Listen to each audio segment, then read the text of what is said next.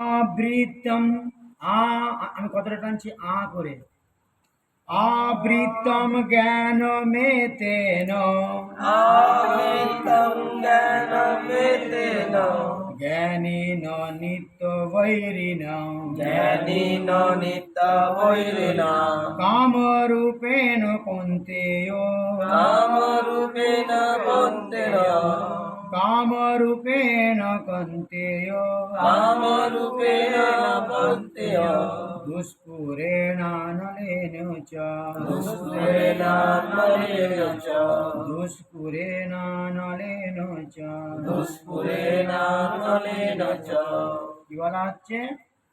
এইভাবে কামরূপী চিত্তকে, এই চির কামরূপ যে চির, সেই শত্রু দ্বারা জীবের শুদ্ধ চেতনা আবৃত হয়ে যায়। কেন?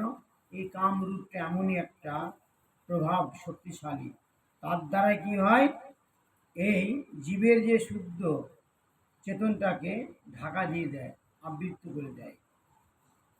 আর কাম আগ্রেসরী অগ্নির মতন চির অতৃপ্ত হয়ে যায়।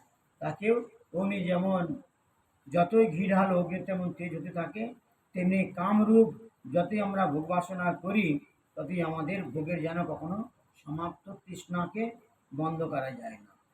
এই জন্যে এই কামরূপী চির শত্রু, এটাকে বলা হয় চির শত্রু। এই কামরূপীটা কার? না জীবাত্মা, জীবাত্মা পরম শত্রু।